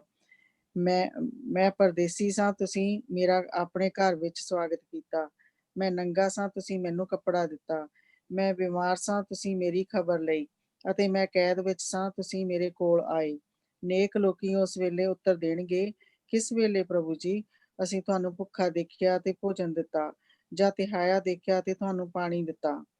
ਕਦੋਂ ਅਸੀਂ ਤੁਹਾਨੂੰ ਪਰਦੇਸੀ ਦੇ ਰੂਪ ਵਿੱਚ ਦੇਖਿਆ ਤੇ ਤੁਹਾਡਾ ਸਵਾਗਤ ਆਪਣੇ ਘਰ ਵਿੱਚ ਕੀਤਾ, ਜਾਂ ਨੰਗਾ ਦੇਖਿਆ ਤੇ ਤੁਹਾਨੂੰ ਕੱਪੜਾ ਦਿੱਤਾ? ਕਦੋਂ ਅਸੀਂ ਤੁਹਾਨੂੰ ਬਿਮਾਰ ਜਾਂ ਕੈਦ ਵਿੱਚ ਦੇਖਿਆ ਅਤੇ ਤੁਹਾਡੀ ਖਬਰ ਲੈਣ ਗਏ? ਰਾਜਾ ਉਹਨਾਂ ਨੂੰ ਉਸ ਵੇਲੇ ਉੱਤਰ ਦੇਵੇਗਾ, ਮੈਂ ਤੁਹਾਨੂੰ ਸੱਚ ਕਹਿੰਦਾ ਹਾਂ ਕਿ ਜਦੋਂ ਕਦੀ ਵੀ ਤੁਸੀਂ ਇਹਨਾਂ ਮੇਰੇ ਘਟੀਆ ਭਰਾਵਾਂ ਵਿੱਚੋਂ ਕਿਸੇ ਨਾਲ ਇਹ ਕੀਤਾ, ਤੁਸੀਂ ਅਸਲ ਵਿੱਚ ਮੇਰੇ ਨਾਲ ਹੀ ਕੀਤਾ। ਫਿਰ ਰਾਜਾ ਆਪਣੇ ਖੱਬੇ ਪਾਸੇ ਵਾਲਿਆਂ ਨੂੰ ਕਹੇਗਾ, ਤੁਸੀਂ ਜੋ ਪਰਮੇਸ਼ਰ ਦੇ ਸਰਾਪ ਹੇਠਾਂ ਹੋ, ਮੇਰੇ ਸਾਹਮਣੇੋਂ ਦੂਰ ਉਸ ਹਮੇਸ਼ਾ ਬਲਣ ਵਾਲੀ ਅੱਗ ਵਿੱਚ ਚਲੇ ਜਾਵੋ, ਜੋ ਸ਼ੈਤਾਨ ਅਤੇ ਉਸਦੇ ਦੂਤਾਂ ਲਈ ਤਿਆਰ ਕੀਤੀ ਗਈ ਹੈ। ਕਿਉਂਕਿ ਮੈਂ ਭੁੱਖਾ ਸਾਂ, ਤੁਸੀਂ ਮੈਨੂੰ ਭੋਜਨ ਨਾ ਦਿੱਤਾ। ਮੈਂ ਥਿਆਇਆ ਸਾਂ, ਪਰ ਤੁਸੀਂ ਮੈਨੂੰ ਪਾਣੀ ਨਾ ਦਿੱਤਾ। ਮੈਂ ਪਰਦੇਸੀ ਸਾਂ, ਪਰ ਤੁਸੀਂ ਮੇਰਾ ਸਵਾਗਤ ਆਪਣੇ ਘਰ ਵਿੱਚ ਨਾ ਕੀਤਾ। ਮੈਂ ਨੰਗਾ ਸਾਂ, ਪਰ ਤੁਸੀਂ ਮੈਨੂੰ ਕੱਪੜਾ ਨਾ ਦਿੱਤਾ। ਮੈਂ ਬਿਮਾਰ ਅਤੇ ਕੈਦ ਵਿੱਚ ਸਾਂ, ਪਰ ਤੁਸੀਂ ਮੇਰੀ ਖਬਰ ਨੂੰ ਨਾ ਆਏ। ਉਸ ਸਮੇਂ ਉਹ ਉੱਤਰ ਦੇਣਗੇ, ਪ੍ਰਭੂ ਜੀ, ਅਸੀਂ ਕਦੋਂ ਤੁਹਾਨੂੰ ਭੁੱਖਾ ਜਾਂ ਤਿਹਾਇਆ ਜਾਂ ਨੰਗਾ ਜਾਂ ਬਿਮਾਰ ਜਾਂ ਕੈਦ ਵਿੱਚ ਦੇਖਿਆ ਅਤੇ ਤੁਹਾਡੀ ਮਦਦ ਨਾ ਕੀਤੀ? ਰਾਜਾ ਉਹਨਾਂ ਨੂੰ ਉੱਤਰ ਦੇਵੇਗਾ, ਮੈਂ ਤੁਹਾਨੂੰ ਸੱਚ ਕਹਿੰਦਾ ਹਾਂ, ਜਦੋਂ ਵੀ ਤੁਸੀਂ ਇਹਨਾਂ ਵਿੱਚੋਂ ਕਿਸੇ ਘਟੀਆ ਤੋਂ ਘਟੀਆ ਦੇ ਨਾਲ ਇਹ ਨਾ ਕੀਤਾ, ਤਾਂ ਸਮਝੋ ਕਿ ਤੁਸੀਂ ਮੇਰੇ ਨਾਲ ਨਾ ਕੀਤਾ। ਇਹ ਸਭ ਅਨੰਤ ਸਜ਼ਾ ਦੇ ਭਾਗੀ ਹੋਣਗੇ ਅਤੇ ਨੇਕ ਲੋਕੀ ਅਨੰਤ ਜੀਵਨ ਦੇ ਭਾਗੀ ਹੋਣਗੇ। ਆਮੀਨ। ਇੱਕ ਲੋਕ ਅਨੰਤ ਜੀਵਨ ਦੇ ਭਾਗੀ। ਔਰ ਸਾਨੂੰ ਜਿਹੜੇ ਪ੍ਰਭੂ ਦੇ ਆਤਮਾ ਦੇ ਜਿਹੜੇ ਫਲ ਦਿੱਤੇ ਗਏ, ਉਹਨਾਂ ਨੂੰ ਇੱਥੇ ਲਾ ਕੇ ਦੇਖ ਲਓ। ਪਵਿੱਤਰ ਆਤਮਾ ਦੇ ਜਿਹੜੇ ਗਿਫਟ ਦਿੱਤੇ ਗਏ, ਉਹਨਾਂ ਨੂੰ ਇੱਥੇ ਲਾ ਕੇ ਦੇਖ ਲਓ। Same thing, very simple. ਸਾਰੀ ਦੁਨੀਆ ਦੀਆਂ ਪ੍ਰੋਬਲਮਾਂ ਇਹ ਥੋੜੀ ਜਿਹੀ ਆਇਤਾਂ ਦੇ ਵਿੱਚ ਹੀ ਆ ਜਾਂਦੀਆਂ। ਔਰ ਸਾਨੂੰ ਪ੍ਰਭੂ ਕੀ ਕਹਿ ਰਿਹਾ? ਮੇਰੇ ਦਿੱਤੇ ਨੂੰ ਵਰਤ, ਮੇਰੇ ਦਿੱਤੇ ਨੂੰ ਵਰਤ। ਤੂੰ ਬਿਮਾਰ ਦੇ ਕੋਲ ਜਾ, ਉਹਦੇ ਲਈ ਦੁਆ ਕਰ। ਜੇ ਕੋਈ ਘਰ ਭੁੱਖਾ ਬੈਠਾ ਹੈ, ਭੋਜਨ ਦੇ। ਜੇ ਕੋਈ ਨੰਗਾ, ਉਸਨੂੰ ਕੱਪੜਾ ਦੇ। All it is, just get out. ਬਾਹਰ ਨਿਕਲੀਏ, ਕੁਛ ਕਰੀਏ। ਔਰ ਇਸ ਤਰ੍ਹਾਂ ਅਸੀਂ ਆਪਣੇ ਤੇਲ ਨੂੰ ਵਧਾਉਂਦੇ ਹਾਂ। ਉਹ ਜਿਹੜਾ ਤੇਲ ਆਤਮਾ ਦਾ ਸਾਨੂੰ ਦਿੱਤਾ ਗਿਆ, ਉਸ ਨੂੰ ਅਸੀਂ ਵਧਾਉਂਦੇ ਹਾਂ। ਔਰ ਜਿਸ ਵੇਲੇ ਪ੍ਰਭੂ ਨੇ ਆਉਣਾ ਔਰ ਉਸਨੇ ਦੇਖਣਾ ਕਿ ਮੇਰੇ ਲੋਕਾਂ ਨੇ ਭਲੇ ਕੰਮ ਕੀਤੇ ਆ, ਤਾਂ ਉਹ ਚਿੱਟੀ ਮਲਮਲ ਜਿਹੜੀ ਅਸੀਂ ਪਿੱਛੇ ਦੇਖ ਕੇ ਆਏ ਹਾਂ ਪ੍ਰਕਾਸ਼ ਦੀ ਪੋਥੀ ਦੇ ਵਿੱਚ, ਸਾਨੂੰ ਉਹ ਪਾਉਣ ਦਾ ਅਧਿਕਾਰ ਮਿਲੇਗਾ। ਕਿਉਂ? ਕਿਉਂਕਿ ਉਹ ਪ੍ਰਭੂ ਦੇ ਲੋਕਾਂ ਦੇ ਭਲੇ ਕੰਮ, ਪ੍ਰਭੂ ਦੇ ਲੋਕਾਂ ਦੇ ਭਲੇ ਕੰਮ। ਔਰ ਭਲੇ ਕੰਮ ਕਿਹੜੇ ਆ? ਜਿਹੜੇ ਦਿੱਤੇ। ਔਰ ਅਸੀਂ ਇਹ ਕਰਦੇ ਕਿਹਦੇ ਨਾਲ? ਜਿਹੜੀਆਂ ਪ੍ਰਭੂ ਨੇ ਸਾਨੂੰ ਤੋੜੇ ਦਿੱਤੇ। ਅਗਰ ਪਿੱਛੇ ਨੂੰ ਜਾਣਾ ਸ਼ੁਰੂ ਹੋ ਜਾਈਏ ਕਿ ਇੱਕ ਨੂੰ ਉਸਨੇ 5 ਥੈਲੀਆਂ ਦਿੱਤੀਆਂ, 5 ਗਿਫਟ ਦਿੱਤੇ, ਉਹਨੇ ਉਹਦੇ ਅਨੁਸਾਰ ਕੰਮ ਕੀਤਾ। ਇੱਕ ਨੂੰ ਉਸਨੇ 2 ਦਿੱਤੇ, ਉਸਨੇ ਉਹਨਾਂ ਦੇ ਅਨੁਸਾਰ ਕੰਮ ਕੀਤਾ। ਇੱਕ ਨੂੰ ਉਸਨੇ 1 ਦਿੱਤਾ, ਉਹਨੇ ਘਰ ਜਾ ਕੇ ਉਸਨੂੰ ਦੱਬ ਦਿੱਤਾ। ਕਹਿਣ ਦਾ ਕੀ ਮਤਲਬ? ਕਿ ਪ੍ਰਭੂ ਨੇ ਕਿਸੇ ਨੂੰ ਵੀ ਖਾਲੀ ਨਹੀਂ ਰੱਖਿਆ। ਪ੍ਰਭੂ ਨੇ ਸਾਨੂੰ ਸਭ ਨੂੰ ਗਿਫਟ ਦਿੱਤਾ ਆਪਣਾ, ਔਰ ਉਹਦੇ ਅਨੁਸਾਰ ਪ੍ਰਭੂ ਇਹ ਚਾਹੁੰਦਾ ਕਿ ਅਸੀਂ ਪ੍ਰਭੂ ਦੇ ਕੰਮ ਕਰੀਏ। ਕਿਹੜੇ ਕੰਮ ਕਰੀਏ? ਆ ਦੇਖੋ ਜਿਹੜੇ ਦੱਸੇ ਇੱਥੇ। ਔਰ ਪ੍ਰਭੂ ਨੇ ਯਹੂਦੀਆਂ ਨੂੰ ਕੀ ਕਿਹਾ ਸੀ? ਬਹੁਤ ਸਾਰੇ ਯਹੂਦੀਆਂ ਨੇ ਵੀ ਕਹਿਣਾ ਨਾ ਕਿ ਅਸੀਂ ਅਬਰਾਹਮ ਦੀ ਔਲਾਦ।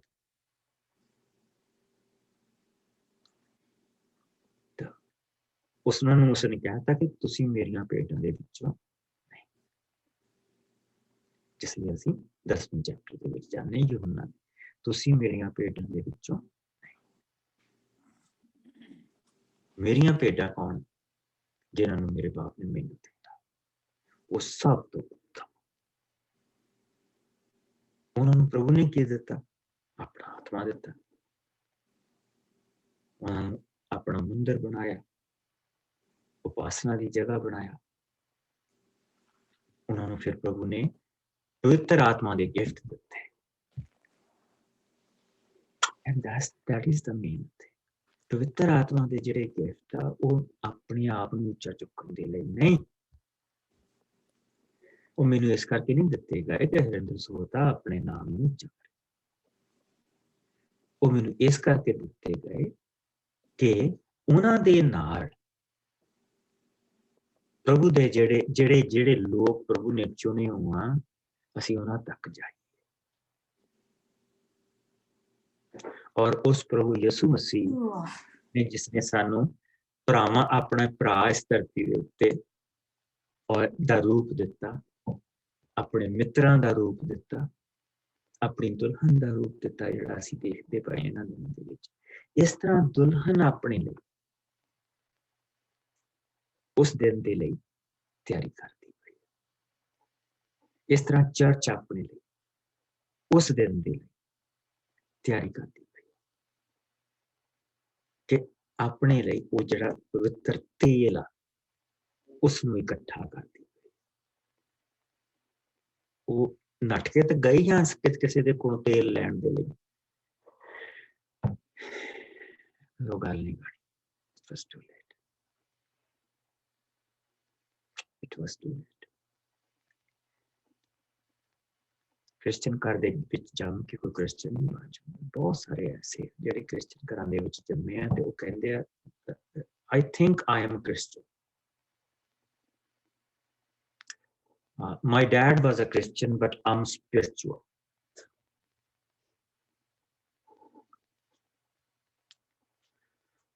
And ਜਿਸ ਉਹਨਾਂ ਨੂੰ ਪੁੱਛੇ ਕਿ spiritual ਕੀ ਹੈ, everything all around is a spiritual. ਉਹ ਫਿਰ ਉਹ ਪੁਰਾਣਾ ਹਿੰਦੂਇਜ਼ਮ ਵਾਲਾ ਬਾਜਾ ਵਜਾਉਣ ਲੱਗ ਪੈਂਦੇ। ਦਰਖਤਾਂ ਦੇ ਵਿੱਚ ਵੀ ਸਪਿਰਿਟ ਆ, ਜਿਹੜੀ ਧਰਤੀ ਆ ਉਹ ਗਾਇਆ ਮਾਂ ਆ ਸਾਡੀ। ਕਿੱਦਾਂ ਉਹਨਾਂ ਨੇ ਬਾੜ ਦਿੱਤੀ ਗਾਂ ਇਹਨਾਂ ਦੇ ਸਾਰਿਆਂ ਦੇ ਵਿੱਚ, ਉਹਨਾਂ ਨੇ ਧਰਤੀ ਦਾ ਨਾਂ ਹੀ ਗਾਇਆ ਰੱਖ ਦਿੱਤਾ, ਗਾਇਆ ਦੇਵੀ। ਅਸੀਂ ਸਪਿਰਿਚੁਅਲ ਉਹਨਾਂ ਦੇ ਲਈ ਕਿਹਾ ਕਿ ਜਿੰਨੇ ਮਰਜ਼ੀ ਸਪਿਰਿਚੁਅਲ ਬਣ ਲਓ, ਉਹਦਾ ਕੋਈ ਫਾਇਦਾ ਨਹੀਂ। ਰਮੇਨ ਇਨ ਮੀ, ਪ੍ਰਭੂ ਨੇ ਕਿਹਾ ਮੇਰੇ ਵਿੱਚ ਰਹੋ ਪਰ ਮੈਂ ਤੁਹਾਡੇ ਵਿੱਚ ਰਹੂੰਗਾ, ਫਿਰ ਤੁਸੀਂ ਫਲਦਾਰ ਹੋਵੋਗੇ। ਔਰ ਉਹ ਫਾਲੀ ਤੇਲ ਉਹ ਹੀ ਸਭ ਕੁਛ। ਸੋ ਜਿਸ ਲਈ ਅਸੀਂ ਪ੍ਰਭੂ ਦੇ ਵਚਨ ਦੇ ਵਿੱਚ ਦੇਖਦੇ ਪਏ ਹਾਂ, ਦੁਲਹਨ ਦੇ ਲਈ ਇਹ 25ਵਾਂ ਜਿਹੜਾ ਚੈਪਟਰ ਪ੍ਰਭੂ ਨੇ ਸਾਨੂੰ ਦਿੱਤਾ ਹੈ ਕਿ ਦੁਲਹਨ ਆਪਣੇ ਆਪ ਨੂੰ, ਬਾਕੀ ਦੇ ਸਾਰੇ ਕੰਮ ਦੁਲਹਾ ਕਰਦਾ ਪਿਆ ਦੇਖੋ। ਔਰ ਇੱਥੇ ਵੀ ਸਾਨੂੰ ਉਸਨੇ ਛੱਡਿਆ ਨਹੀਂ। ਇੱਥੇ ਜਿਹੜੀ ਸਾਨੂੰ ਨਿਸ਼ਾਨੀ ਦਿੱਤੀ ਹੈ, ਅਸੀਂ ਜਿਹੜੀ ਕੱਲ ਦੇਖੀ ਸੀ ਕਿ ਉਹ ਇੱਕ ਮੰਗਣੀ ਦੀ ਨਿਸ਼ਾਨੀ ਦਿੰਦਾ, ਔਰ ਅਸੀਂ ਵਚਨ ਦੇ ਵਿੱਚ ਦੇਖਿਆ ਸੀ ਕਿ ਮੰਗਣੀ ਦੀ ਉਹ ਨਿਸ਼ਾਨੀ ਪਵਿੱਤਰ ਆਤਮਾ ਹੈ, ਜੋ ਆਉਣ ਵਾਲੇ ਵਿਰਸੇ ਦੇ ਲਈ ਸਾਨੂੰ ਇੱਕ ਸਾਨੂੰ ਬਿਆਨਾ ਦਿੱਤਾ ਗਿਆ, ਜੋ ਸਾਨੂੰ ਆਉਣ ਵਾਲਾ ਵਿਰਸਾ ਮਿਲਦਾ। ਔਰ ਉਹ ਜਿਹੜੀ ਨਿਸ਼ਾਨੀ ਆ ਉਹੀ ਆ ਥੈਲੀਆਂ ਹੈ। ਇਹ ਥੈਲੀਆਂ ਪ੍ਰਭੂ ਦੇ ਦਿੱਤੇ ਹੋਏ ਗਿਫਟ ਆ, ਔਰ ਜਿਹੜੀ ਉਹ ਗਿਫਟ ਆ ਉਹ ਅਸੀਂ ਜਿਹੜਾ ਅੱਗੇ ਦੇਖਦੇ ਪਏ ਆ ਕੌਮਾਂ ਦੇ ਨਿਆਂ ਦੇ ਵਿੱਚ, ਉਹਨਾਂ ਦੇ ਨਾਲ ਕੰਮ ਕਰਨ ਦੇ ਲਈ। ਕੋਈ ਮਿਨਿਸਟਰੀ ਜਿਹੜੀ ਸਾਰੀ ਇੱਥੇ ਦਿਖਾਤੀ ਗਈ, ਅਗਰ ਅਸੀਂ ਪ੍ਰਭੂ ਦੇ ਲੋਕਾਂ ਦਾ ਕੰਮ ਦੇਖਦੇ ਪਏ ਤਾਂ ਉਹ ਵੀ ਇਹਦੇ ਅਨੁਸਾਰ ਸਾਰਾ ਕੰਮ ਕਰਦੇ ਪਏ।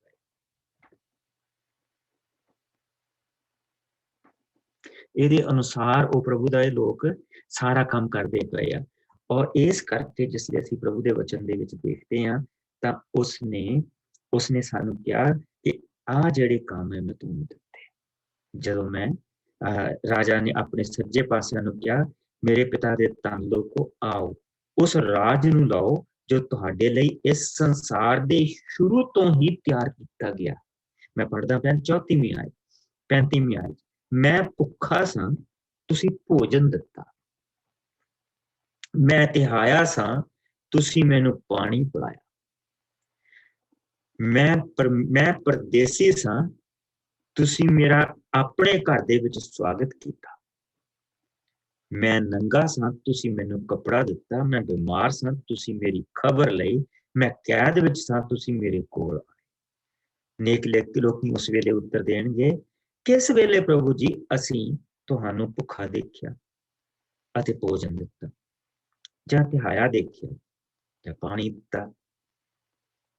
ਕਦੋਂ ਅਸੀਂ ਤੁਹਾਨੂੰ ਪਰਦੇਸੀ ਦੇ ਰੂਪ ਦੇ ਵਿੱਚ ਦੇਖਿਆ ਅਤੇ ਤੁਹਾਡਾ ਸਵਾਗਤ ਆਪਣੇ ਘਰ ਦੇ ਵਿੱਚ ਕੀਤਾ, ਜਾਂ ਨੰਗਾ ਦੇਖਿਆ, ਤੁਹਾਨੂੰ ਕੱਪੜਾ ਦਿੱਤਾ? ਦੇਖੋ, ਸਭ ਯਿਸੂ ਦੇ ਲਈ ਤੁਹਾਨੂੰ ਇਹ ਕੰਮ ਜਿਹੜੇ ਹੈਗੇ ਸਾਰੇ ਪ੍ਰਭੂ ਦੇ ਆਤਮਾ ਦੇ ਲਈ, ਪ੍ਰਭੂ ਦੇ ਲਈ। ਕਦੋਂ ਅਸੀਂ ਤੁਹਾਨੂੰ ਬਿਮਾਰ ਜਾਂ ਕੈਦ ਵਿੱਚ ਦੇਖਿਆ ਤੇ ਤੁਹਾਡੀ ਖਬਰ ਲਈ? ਰਾਜਾ ਉਹਨਾਂ ਨੂੰ ਉਸ ਵੇਲੇ ਉੱਤਰ ਦੇਗਾ, ਮੈਂ ਸੱਚ ਕਹਿੰਦਾ ਹਾਂ, ਜਦੋਂ ਕਦੀ ਵੀ ਤੁਸੀਂ ਇਹਨਾਂ ਮੇਰੇ ਘਟੀਆ ਤੋਂ ਘਟੀਆ ਭਰਾਵਾਂ ਵਿੱਚੋਂ ਕਿਸੇ ਦੇ ਨਾਲ ਇਹ ਕੀਤਾ, ਤੁਸੀਂ ਅਸਲ ਦੇ ਵਿੱਚ ਮੇਰੇ ਨਾਲ ਇਹ ਕੀਤਾ। ਤੁਸੀਂ ਅਸਲ ਦੇ ਵਿੱਚ ਮੈਨੂੰ ਉਹ ਬਰਕਤ ਦਿੱਤੀ, ਔਰ ਉਹ ਤੁਹਾਡੀਆਂ ਕੁੱਪੀਆਂ ਦਾ ਜਿਹੜਾ ਐਕਸਟਰਾ ਤੇਲ, ਉਹ ਤੁਹਾਡਾ ਥੈਲੀਆਂ ਦਾ ਕਮਾਇਆ ਹੋਇਆ ਐਕਸਟਰਾ।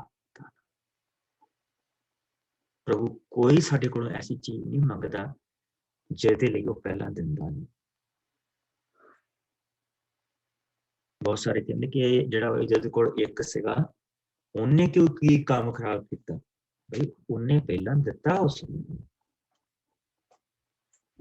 ਉਸਨੂੰ ਪਤਾ ਸੀ ਮੈਨੂੰ ਕਿਉਂ ਮਿਲਿਆ।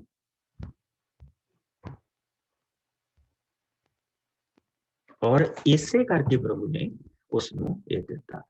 ਇੱਕ ਹਿੱਸਾ ਅਸੀਂ ਹੋਰ ਪੜਾਂਗੇ, ਜ਼ਕਰਿਆ ਦਾ 13ਵਾਂ ਭਾਵ, ਔਰ ਉਸਦੀ 1 ਤੋਂ ਲੈ ਕੇ 9 ਆਇਤ ਤੱਕ 1413 ਪੜਨਾ। 1413 पढ़ना, ज़करिया सेकंड लास्ट बुक का पिछले पासे।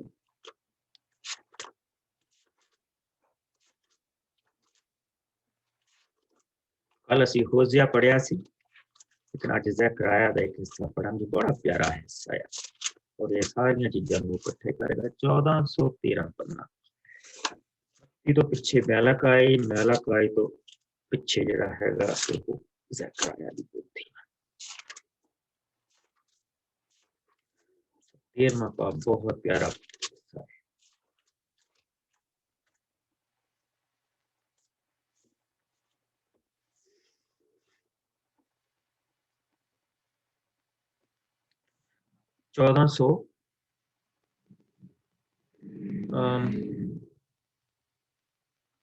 मैं गलत कहता, 1418 पन्ना है।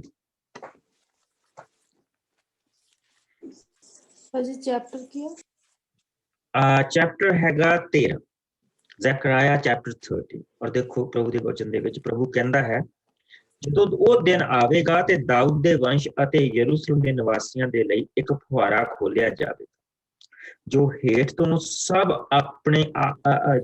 ਤੋਂ ਆਪਣੇ ਆਪ ਨੂੰ ਆਪਣੇ ਪਾਪਾਂ ਦੀ ਅਸ਼ੁੱਧੀ ਤੋਂ ਸ਼ੁੱਧ ਕਰਨਗੇ। ਉਸ ਦਿਨ ਮੈਂ ਧਰਤੀ ਤੋਂ ਸਭ ਬੁੱਤਾਂ ਦਾ ਨਾਮ ਮਿਟਾ ਦੇਵਾਂਗਾ ਅਤੇ ਅੱਗੇ ਤੋਂ ਕੋਈ ਉਹਨਾਂ ਨੂੰ ਯਾਦ ਨਾ ਕਰੇ। ਮੈਂ ਨਬੀਆਂ ਅਤੇ ਅਸ਼ੁੱਧ ਆਤਮਾਵਾਂ ਨੂੰ ਖਤਮ ਕਰ ਦੇਵਾਂਗਾ। ਪਰ ਜੇਕਰ ਫਿਰ ਵੀ ਉਸ ਦਿਨ ਕੋਈ ਆਪਣੇ ਆਪ ਨੂੰ ਨਬੀ ਕਹੇਗਾ ਤਾਂ ਉਸਦੇ ਮਾਤਾ ਪਿਤਾ ਉਸ ਨੂੰ ਇਹ ਕਹਿ ਕੇ ਮਨਾ ਕਰਨਗੇ, ਤੈਨੂੰ ਜਿਉਂਦਾ ਰਹਿਣ ਦਾ ਕੋਈ ਹੱਕ ਨਹੀਂ ਹੈ, ਕਿਉਂਕਿ ਤੂੰ ਪ੍ਰਭੂ ਦੇ ਨਾਂ ਤੇ ਝੂਠ ਬੋਲਦਾ ਹੈ। ਸੋ ਉਸਨੇ ਭਵਿੱਖ ਬਾਣੀਆਂ ਕਰਨ ਵਾਲਿਆਂ ਤੇ ਅਤੇ ਉਹਨਾਂ ਦੇ ਮਾਤਾ ਪਿਤਾ ਹੀ ਉਸ ਨੂੰ ਮਾਰ ਦੇਣਗੇ। ਜਦੋਂ ਉਹ ਦਿਨ ਆਵੇਗਾ ਤਾਂ ਹਰ ਨਬੀ ਅਗੰਮੀ ਵਾਕ ਕਰਦੇ ਸਮੇਂ ਉੱਤੇ ਸ਼ਰਮਿੰਦਾ ਹੋਵੇਗਾ ਅਤੇ ਲੋਕਾਂ ਨੂੰ ਧੋਖਾ ਦੇਣ ਦੇ ਲਈ ਨਬੀਆਂ ਵਾਲਾ ਚੋਗਾ ਨਹੀਂ ਪਹਿਨੇਗਾ। ਉਹ ਆਪ ਆਪਣੇ ਬਾਰੇ ਕਹੇਗਾ, ਮੈਂ ਨਬੀ ਨਹੀਂ ਹਾਂ, ਮੈਂ ਤਾਂ ਇੱਕ ਕਿਸਾਨ ਹਾਂ, ਮੈਂ ਆਪਣੇ ਬਾਲਕਪਨ ਤੋਂ ਹੀ ਵਾਹੀ ਦਾ ਕੰਮ ਕਰਦਾ ਹਾਂ। ਫਿਰ ਜੇਕਰ ਕੋਈ ਉਸ ਤੋਂ ਪੁੱਛੇਗਾ ਕਿ ਤੇਰੀ ਛਾਤੀ ਦੇ ਉੱਤੇ ਜ਼ਖਮ ਕਿਸ ਤਰ੍ਹਾਂ ਆਏ ਤਾਂ ਉੱਤਰ ਦੇਵੇਗਾ, ਇਹ ਮੈਨੂੰ ਮੇਰੇ ਮਿੱਤਰਾਂ ਦੇ ਘਰੋਂ ਹੀ ਲੱਗੇ ਹਨ। ਸੋ ਅਸੀਂ ਇਹਨਾਂ ਸਾਰੀਆਂ ਚੀਜ਼ਾਂ ਹੁਣ ਕੰਟਰੋਲ ਲੱਗੇ। कि जिसले वो दिन आएगा ते जेड़े वो बकरियां जिन्होंने क्या हैगा ते वो आपे ही बन के बैठे हो, आपे ही वो करते पे इट्स ऑल फिनिश्ड। उन्हां कोल दस्सण दे लई कुछ नहीं होएगा, वो जो दस्सणगे सब कुछ उस तो उल्ट होएगा। जिन्होंने प्रभु ने कहा कि तुसी मेरियां भेडां दे विचों नहीं, क्योंकि अगर असी प्रभु का काम नहीं करते पे तो वैरी तो अपना काम जरूर कराए, वेले तो बह नहीं सकते, वो वेला नहीं रहते। तो जिस वेले वो कहना उस वेले मैं इस तरह सारिया चीजों खत्म करूंगा। और फिर प्रभु परमेश्वर का जो झूठे चरवाहे उन्होंने लिए भी एक हुक्म, वो केड़ा हुक्म 7 आयत तो 9 आयत तक कोई जाना इसमें पढ़ते। मैं पढ़ना बस जी। परमेश्वर दे चरवाहे नूं मारन दा हुक्म। प्रभु ने कहा, हे तलवार जाग, तू मेरे चरवाहे उत्ते हल्ला बोल, तू हमेशा मेरे सामने रहन वाले नूं कतल कर, तू चरवाहे नूं खत्म कर दे कि भेडां खिंड जाण। मैं अपना हथ अपने लोकां उत्ते चुकांगा, सारी धरती उत्ते 2/3 लोक मारे जाणगे ते 1/3 उस विच बच रहणगे। तद मैं इस 1/3 नूं अग विच पावांगा, मैं उस नूं चांदी दी तरह तावांगा ते सोने दी तरह परखांगा। तद ਉਹ ਮੇਰਾ ਨਾਂ ਲੈਣਗੇ ਅਤੇ ਮੈਂ ਉਹਨਾਂ ਨੂੰ ਉੱਤਰ ਦੇਵਾਂਗਾ। ਮੈਂ ਕਹਾਂਗਾ ਉਹ ਮੇਰੇ ਲੋਕ ਹਨ ਤੇ ਉਹ ਕਹਿਣਗੇ ਪ੍ਰਭੂ ਸਾਡਾ ਪਰਮੇਸ਼ਰ ਹੈ। ਆਮੀਨ। ਅਸੀਂ ਬਹੁਤ ਸਾਰੇ मैन मेड चरवाहे देखते पे दौड़े फिरते अपना नाम चमकाते पे, बिजनेस मॉडल असी चर्चन दे विच बना लए, उसका अंत इदा होना।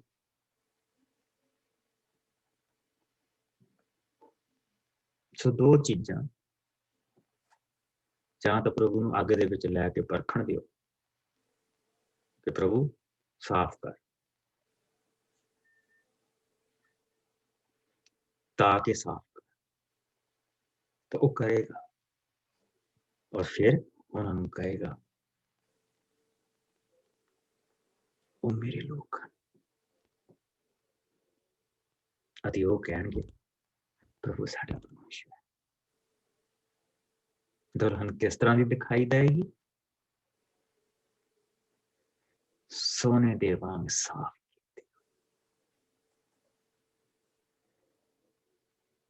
और मैलाकाई दे विच लिखा चांदी दे वांग साफ की। रिफाइनर जे साफ कर दिया। एक बारी एक बंदे ने कहा मैं देखना मांगता भी की ਇਹਦਾ मतलब की है। ਤਾਂ ਉਹ कहा जिदन तू चांदी साफ करेगा तू मैनू उदन बुलाई, मैं देखना मांग। उसने बुलाया, उसने कहा आ जा। ਉਹ ਜੋ ਤੋਂ ਮੈਲ ਹੁੰਦੀ ਸੀ ਲਾਈ ਜਾਂਦਾ ਸੀ, ਜੋ ਤੇ ਮੈਲ ਹੁੰਦੀ ਸੀ, ਜੋ ਵੀ ਉਹਦੇ ਤਰੀਕੇ ਸੀਗੇ ਉਹਨਾਂ ਨੂੰ ਕਰੀ ਜਾਂਦਾ ਸੀ, ਸਾਫ਼ ਕਰੀ ਜਾਂਦਾ ਸੀ। ਕਹਿੰਦਾ ਤੈਨੂੰ ਪਤਾ ਕਿੱਦਾਂ ਲੱਗਦਾ ਵੀ ਇਹ ਬਿਲਕੁਲ ਸਾਫ਼ ਹੋ ਗਿਆ?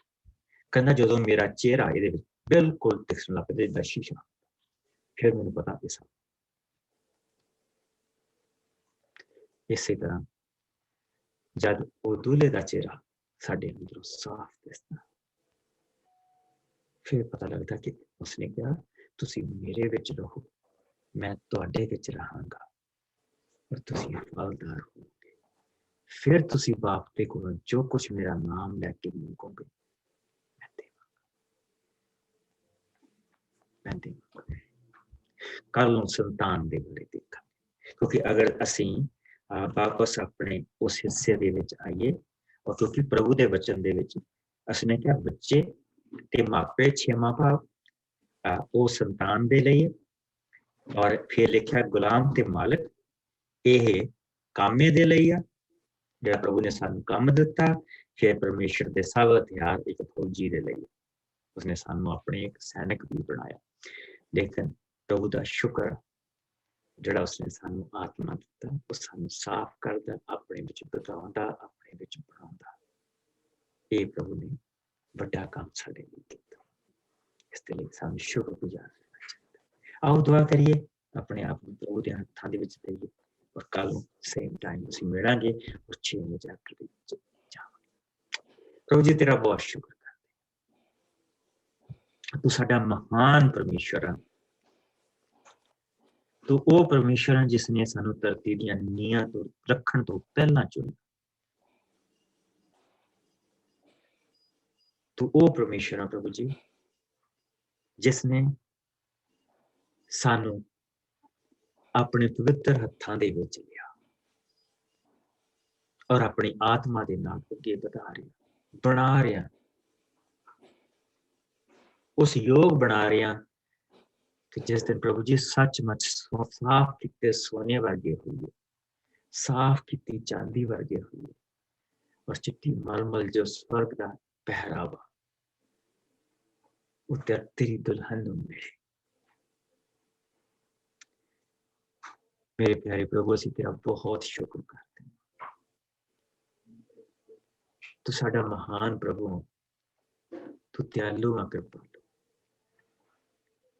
ਮੇਰੇ ਪਿਆਰੇ ਭੈਣ ਭਰਾਵਾਂ ਦੇ ਉੱਤੇ ਪ੍ਰਭੂ ਜੀ ਤੂੰ ਇਹ ਕਿਰਪਾ ਕਰ ਕਿ ਇਹ ਜਾਣਨ ਪ੍ਰਭੂ ਨੇ ਮੈਨੂੰ ਕੀ ਦਿੱਤਾ ਔਰ ਉਸ ਦੇ ਅਨੁਸਾਰ ਕੰਮ ਕਰ।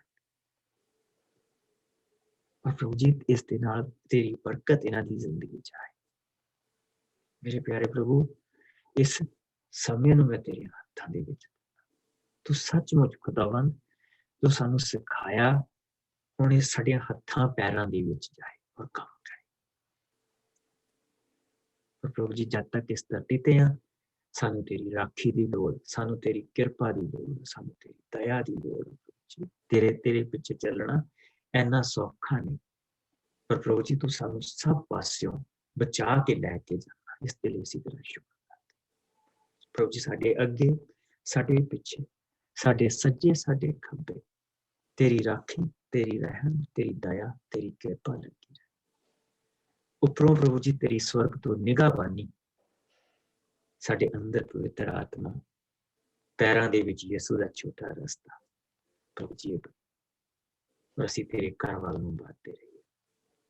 ਪਿਆਰੇ ਪ੍ਰਭੂ, ਸਾਡੇ ਸਭ ਦੇ ਉੱਤੇ ਤੂੰ ਆਪਣੀ ਕਿਰਪਾ ਕਰੀ, ਮਸੀਹ ਯਿਸੂ ਦੇ ਮਿੱਠੇ ਪਿਆਰੇ ਨਾਮ ਚ ਮੰਗਦੇ ਸਾਰੇ ਭੈਣ ਭਰਾ ਕੇ ਬਲੈਸ ਯੂ। ਖੁਦਾਵੰਦ ਤੁਹਾਨੂੰ ਬਰਕਤ ਦੇ। ਕੱਲ ਨੂੰ 6ਵੇਂ ਚੈਪਟਰ ਦੇ ਪਹਿਲੇ ਹਿੱਸੇ ਦੇ ਵਿੱਚ ਜਾਵਾਂਗੇ, ਉਸ ਨੂੰ ਦੇਖਾਂਗੇ, ਫਿਰ ਤੀਸਰਾ ਹਿੱਸਾ ਦੇਖਾਂਗੇ, ਫਿਰ ਸਾਰੀਆਂ ਚੀਜ਼ਾਂ ਤਿੰਨਾਂ ਨੂੰ ਅਸੀਂ ਦੁਨਿਆਵੀ ਸਾਡੇ ਲਈ ਕੀ ਕਿਹਾ ਗਿਆ, ਦੁਨੀਆ ਦੇ ਵਿੱਚ ਸਾਨੂੰ ਕਿਸ ਤਰ੍ਹਾਂ ਰਹਿਣਾ ਚਾਹੀਦਾ ਉਹ ਦੇਖਾਂਗੇ। Bless you.